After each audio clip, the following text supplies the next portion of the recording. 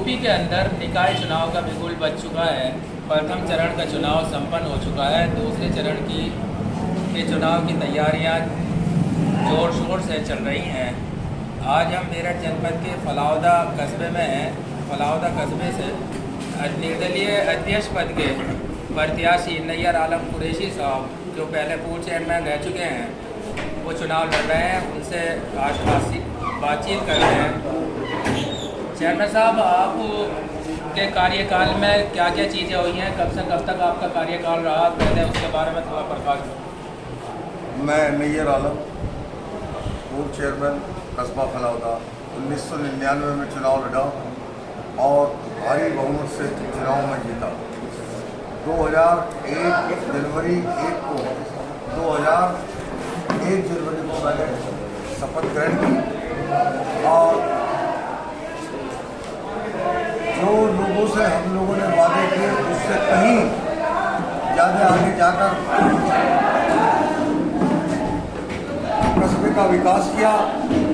लखोरी ईंटों की सड़कें थी जो हमने उन्हें ख़त्म करने का काम किया। सीसी रोड और इंटरलॉकिंग टाइल और पक्की नाली बनाने का काम किया और 1 करोड़ की लागत से जो 750 क्यूसेक्स टैंक बनाया, जो दूसरा टैंक है इस कस्बे के अंदर।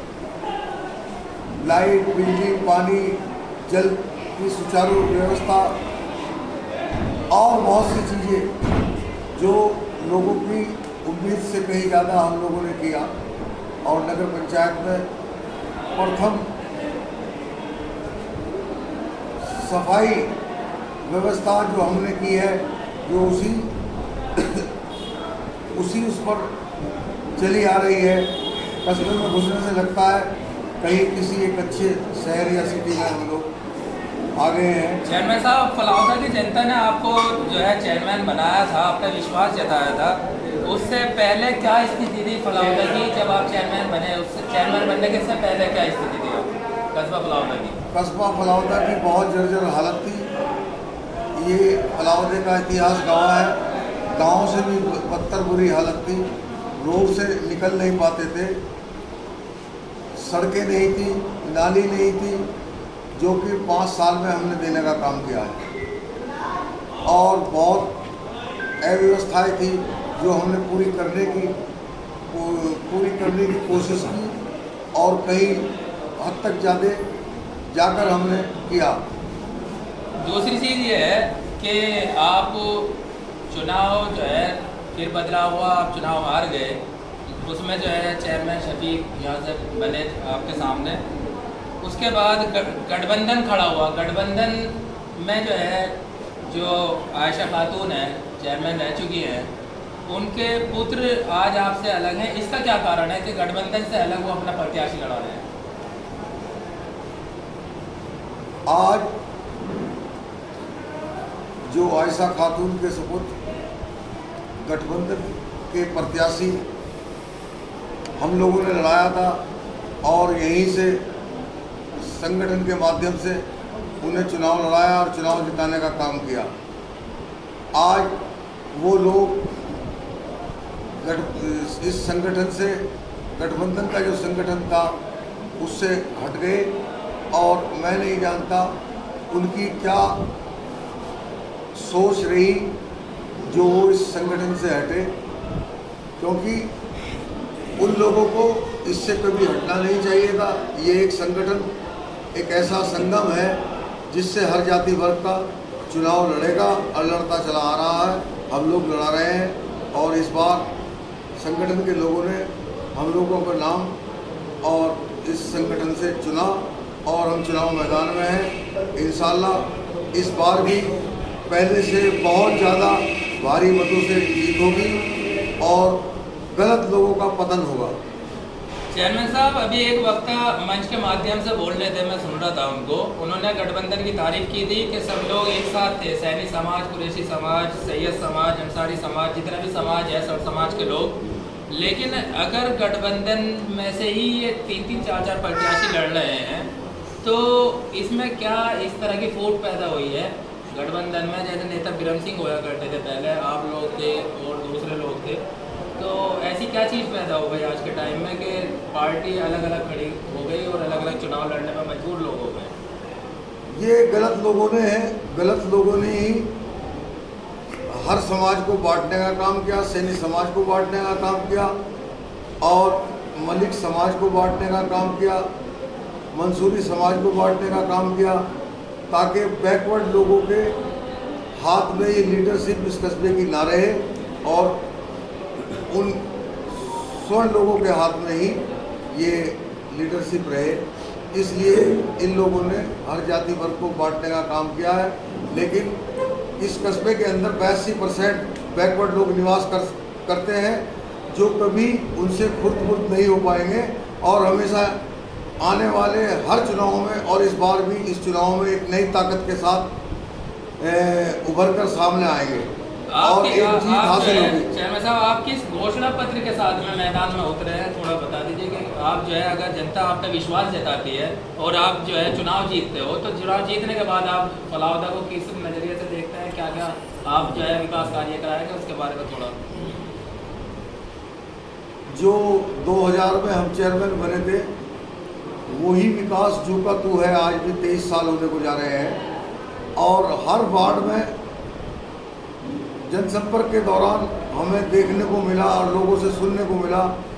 लोगों का कहना है कि आप के द्वारा 2000 में जब चेयरमैन बने थे, ये नाली, गली मोहल्ले की सड़कें और ये बड़े बड़े रोड आपके हाथ के बने हुए हैं और बेकरारी से और बेताबी से ये रोड इंतजार कर रहे हैं, क्योंकि आपके ही हाथों इन नालियों का, सड़कों का, लाइट, बिजली, पानी, नल का, ये आपके द्वारा इसका विकास होगा, क्योंकि विकास पुरुष हैं आप। दूसरी चीज़ मैं ये पूछना चाह रहा था कि जो है जैसे चुनाव मैदान में यहाँ से भाजपा अपने सिंबल पर प्रत्याशी उतारा है भाजपा ने और लोग निर्दलीय प्रत्याशी के रूप में चुनाव मैदान में है, तो आपकी टक्कर किससे है? आप किससे अपनी टक्कर मानते हो? हम लोगों की तो एक बात सुन लो, यहाँ हमसे जो चुनाव है भाजपा का है और बाकी कोई कैंडिडेट अपना रेस में दौड़ में नहीं है, लेकिन कोशिश कर रहे हैं, झूठ सच बोल रहे हैं ये। लेकिन कस्बे की जनता सब जानती है, सबको मालूम है, चुनाव तो तय हो चुका है। आने वाली 11 तारीख को वोटिंग के दौरान अपना मत देकर और विजयश्री दिलाने का काम करेंगे। ये हम लोगों से लोगों का वादा है और हम लोगों को पूरी आशा है।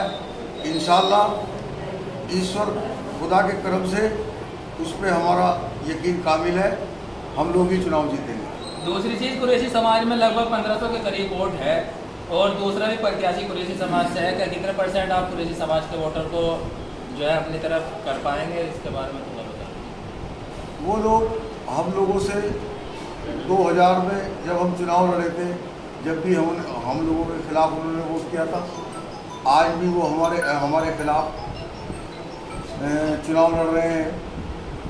ये बिरादरी बांटने का काम किया है उन लोगों ने, जिन लोगों से बर्दाश्त नहीं हो रही कि अब की बार हम चुनाव नहीं लड़ रहे। दूसरी चीज़, हमारी तरफ जो है जाट समाज से चौधरी साहब हैं, चौधरी साहब बताएंगे कि हिंदू लोग जो है कितने लोग चेयरमैन नैयर आलम कुरैशी जो प्रत्याशी हैं निर्दलीय, कितना सपोर्ट कर रहे हैं, कितने हिंदू समाज के लोग इनके साथ हैं, थोड़ा आप बता दीजिए। 25% हिंदू जो है वो नैयर आलम के साथ है और क्या नाम अभी 25 और आने वाले हैं। हिंदू बराबर होंगे।